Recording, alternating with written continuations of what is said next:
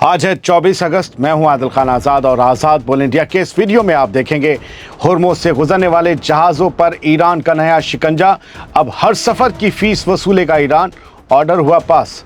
Iran ने दे डाली America को खुली धमकी, अब फौजी ठिकानों के साथ ही अमेरिकी तिजोरी भी होगी निशाने पर। सीरिया से आई बहुत बड़ी खबर, हमले के बाद मोसाद चीफ और अल शरा के खास मिनिस्टर की सीक्रेट मुलाकात, पर्दे के पीछे आखिर पक क्या रहा है। और जंग के साए में यमन हरे रंग में हुआ रोशन। ईद मिलादुल नबी को लेकर सड़कों पर उमड़ा हुजूम, पहाड़, गलियां, शहर, गाड़ियां सब नजर आ रहे सब्ज। शुरुआत करते हैं इस वीडियो की। ईरान ने दुनिया के सबसे अहम तेल supply root straight of Hormuz पर अपना शिकंजा और ज़्यादा कसने की तैयारी कर ली है। ईरानी पार्लियामेंट की नेशनल सिक्योरिटी और फॉरेन पॉलिसी कमेटी ने एक ऐसे नए मसौदे यानी ड्राफ्ट लॉ को मंजूरी दे दी है जिसके तहत स्ट्रेट ऑफ होर्मुज़ से गुजरने वाले तमाम जहाज़ों से ईरान अब अपनी सर्विसेज की फ़ीस वसूलेगा। ईरान की सरकारी न्यूज़ एजेंसी इरना के मुताबिक ईरानी पार्लियामेंट की कमेटी स्ट्रेट ऑफ होर्मुज़ की सिक्योरिटी और तरक्की के लिए स्ट्रेटजिक एक्शन प्लान पर तेजी से काम कर रही है। 24 अगस्त की रात आई खबर के मुताबिक कमेटी के स्पोक्स पर्सन हसन काशकावी ने यह बताया है कि मेंबर्स ने बिल के आर्टिकल 3 को पास कर दिया है। यानी एक ऑर्डर तो लगभग एक लॉ तो पास ही हो गया है। ड्राफ्ट पास होने का मतलब ये है कि फिर मामला बस करीब ही है सब कुछ। इस नए कानून के मुताबिक ईरान अब स्ट्रेट ऑफ होर्मुज़ से गुजरने वाले जहाज़ों से नेविगेशन, एनवायरमेंटल सर्विसेज, ख़ास सूरतों में फ्यूल सप्लाई, इंश्योरेंस और सिक्योरिटी जैसी तमाम सर्विसेज के बदले बाकायदा फ़ीस चार्ज करेगा। हसन कशकावी ने साफ साफ लफ्ज़ों में कहा है कि ये फ़ीस सिर्फ उन्हीं मुल्कों के जहाज़ों से वसूली जाएगी जिन्हें इस स्ट्रेट ऑफ होर्मुज़ से गुज़रने की इजाज़त होगी। जिन्हें नहीं होगी उनसे क्या वसूली जाएगी, उन्हें तो हम कुछ और देंगे। और इसका पेमेंट या तो ईरानी रियाल में करना होगा या फिर उस करेंसी में जो ईरान तय करेगा। दोस्तों, ईरान की पार्लियामेंट का ये बड़ा कदम साफ बताता है कि स्ट्रेट ऑफ होर्मुज़ पर ईरान अब सिर्फ अपना फ़ौजी दबदबा ही नहीं बल्कि पूरा इकनॉमिक और कानूनी कंट्रोल भी मुकम्मल तौर पर कायम करने जा रहा है। बढ़ते हैं आगे। ईरान ने अमेरिका को सीधे तौर पर दहला देने वाली एक बहुत बड़ी और बहुत खुली धमकी दे दी है। ये अलग किस्म की धमकी है। ईरान ने साफ साफ कह दिया है कि अब उसकी हिट लिस्ट में सिर्फ अमेरिकी फ़ौज ही नहीं बल्कि मिडिल ईस्ट और पूरी दुनिया में फैले अमेरिकी बिजनेस और तेल कंपनियां भी शामिल हो चुकी हैं। यानी ईरान अब उन पर भी मिसाइल हमले करेगा। दरअसल अमेरिका के सदर डोनाल्ड ट्रंप ईरान पर और ज़्यादा सख्त पाबंदियां लगाने की तैयारी कर रहे हैं ताकि ईरान पर इतना प्रेशर बना दिया जाए कि वो जंग ख़त्म करने के लिए अमेरिका की शर्तों पर समझौता करने को मजबूर हो जाए। इट मीन्स कि ईरान सरेंडर कर दे, झुक जाए। तो ईरान कह रहा है वो नहीं होगा, लेकिन हम तुमसे बराबर की बात करेंगे। ईरान ने इसके जवाब में दो टूक कह दिया है कि अगर तुमने हमारी इकनॉमी को तबाह करने की कोशिश की तो हम तुम्हारी इकनॉमी की ईंट से ईंट बजा देंगे। ईरान का कहना है कि अब तक उसने सिर्फ अमेरिकी फ़ौजी अड्डों और ठिकानों को निशाना बनाया था, लेकिन अब इलाके में मौजूद अमेरिकी ऑयल कंपनियां और बड़े कमर्शियल बिजनेस उसके अगले टारगेट होंगे। दोस्तों, इतना ही नहीं, ईरान ने उन मुल्कों को भी खुली वार्निंग दी है जो ट्रंप की इस मुहिम में अमेरिका का साथ दे रहे हैं कि उनके बिजनेस और माली मफाद को भी बख्शा नहीं जाएगा, चाहे वो अरब हों चाहे वो गैर अरब हों। यानी साफ है कि ट्रंप जिस इकनॉमिक दबाव के ज़रिए पूरे ईरान को झुकाना चाहते हैं, ईरान ने उसी रास्ते पर पलटवार करते हुए अमेरिकी कंपनियों और उसके अलाई मुल्कों को भारी कीमत चुकाने का अल्टीमेटम दे दिया है। दोस्तों, अब एक बड़ी खबर सुनिए। मिडिल ईस्ट के तख्ते पर एक ऐसा हैरान कर देने वाला बड़ा वाक़या पेश आया है जिसने हर किसी के होश उड़ा दिए हैं। इंटरनेशनल न्यूज़ एजेंसी AFP और इस्राएली मीडिया के मुताबिक जॉर्डन के अंदर सीरिया के फॉरेन मिनिस्टर असद अल शैबानी और इस्राएली खुफिया एजेंसी मोसाद के चीफ रोमन गॉफमैन के बीच एक बेहद खुफिया और हाई लेवल मुलाकात हुई है। ये खबर 23 अगस्त की रात सामने आई। मैंने पढ़ा तो मैं चौंक गया। तुर्की की फ़ौज आते ही हमला किया गया, फोर्स आ रही थी या जो भी, और फिर सीरिया की मोसाद के साथ मुलाकात होगी। सीरिया की हुकूमत की। ये मुलाकात सीरिया के एयरबेस पर इसराइल के ताज़ा हमले के महज कुछ ही दिनों बाद हुई है, जिसमें सीरिया की जनरल और मिलिट्री इंटेलिजेंस के आला अफसरान भी शामिल थे जब यह हमला हुआ।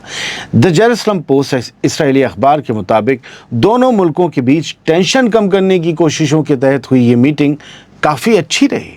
सीरियाई फॉरेन मिनिस्टर के मुताबिक इस गुफ्तगू का असल मकसद सीरिया पर इसराइली हमलों को रोकना और दोनों मुल्कों के बीच सिक्योरिटी एग्रीमेंट की बातचीत को दोबारा शुरू करना था। इस मीटिंग में अमेरिकी निगरानी के तहत जॉर्डन में एक स्पेशल ऑपरेशंस रूम बनाने पर भी चर्चा हुई, ताकि सीरिया के अंदर इसराइल और तुर्की के बीच किसी भी सीधे टकराव को रोका जा सके।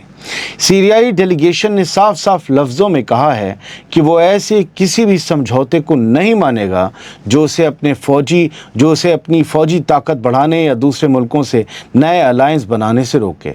यानी सीरिया इसराइल से सीधे कराए कि तुर्की की फ़ोर्स आएगी भी, हमारी फ़ौज को मजबूत भी करेगी और हम तुर्की से दोस्ती भी करेंगे। इसके साथ ही सीरिया ने जोर देकर कहा कि गोलान हाइट्स पर बातचीत को अलग रखा जाए और इस बातचीत का पूरा फोकस इस बात पर होना चाहिए कि इसराइल अपनी फ़ौज को 2024 से पहले वाली लाइनों पर वापस पीछे खींचे, बफर जोन से पीछे जाए। दोस्तों, मोसाद चीफ और सीरियाई फॉरेन मिनिस्टर की ये मुलाकात बताती है कि पर्दे के पीछे मिडिल ईस्ट की सियासत में बहुत बड़ी खिचड़ी पक रही है, जहां एक तरफ बम बरस रहे हैं और दूसरी तरफ सीक्रेट टेबल्स पर नए खेल की बिसात बिछाई जा रही है।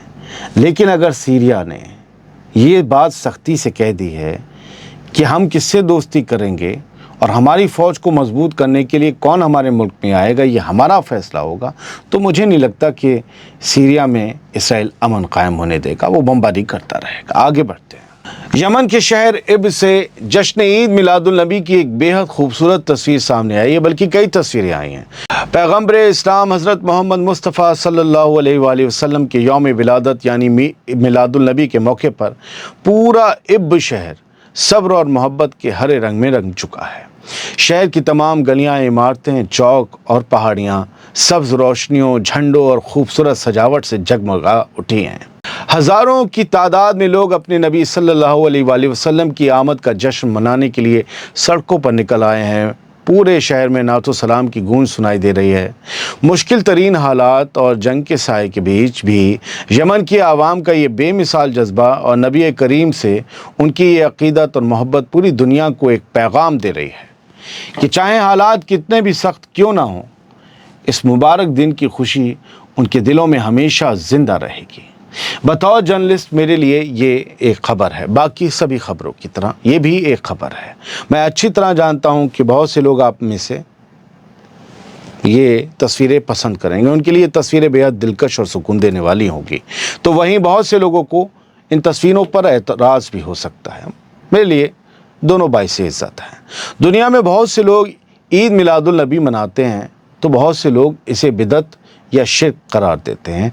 लेकिन इस सब के बीच हकीकत ये है कि यमन के अंदर ये सब कुछ हो रहा है, और चूंकि ये ज़मीन पर हो रहा है, इसलिए एक सहाफ़ी के तौर पर मेरे लिए ये रिपोर्ट करना लाजमी है। मैं ज़ाती तौर पर इस बारे में क्या सोचता हूँ, मेरी क्या राय है, वो कोई मायने नहीं रखता। लेकिन यमन के लोग किस तरह इस मौके पर अपने पूरे शहरों को हरे रंग की चादर उड़ा देते हैं, गलियों और इमारतों को सब्ज़ रोशनियों से नहला देते हैं, और जंग के साए में भी जिस बेमिसाल तरीके से जश्न मनाते हैं और खुशियां बांटते हैं, सबसे ज़्यादा मायने यही रखता है। उन्हें पैगम्बर रसूल से मोहब्बत दिखाने का यह मौका मिलता है और वो इसे पूरी शिद्दत के साथ मनाते भी हैं।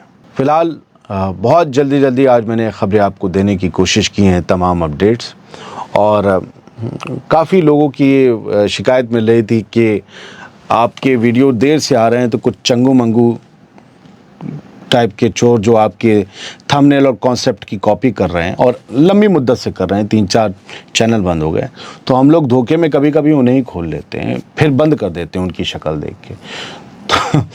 तो हमने कहा कि भाई ठीक है, और चोर तो उनकी फितरत और कुदरत वही बन गई है, वो उससे सुधरेंगे नहीं क्योंकि वही सीखा होगा उन्होंने। लेकिन हम कोशिश ये करेंगे आपको वक्त पर ख़बरें मिल जाएं ताकि आपको भटकना ना पड़े। तो फ़िलहाल ऐसे लोगों से होशियार रहिए جن کے 3-4 چینل بند ہو جاتے ہیں, وہ بار بار لوگ جو بتا رہے ہیں بار بار پھر ویسے ہی فارمیٹ میں تھمبنیل بناتے ہیں, تو سوچئے وہ بند کیوں ہوتے ہوں گے؟ کیونکہ وہ بہت سے لوگوں کو جھوٹ پروس کر خوش کر رہے ہوں گے اور یوٹیوب نے انہیں پکڑ لیا ہوگا.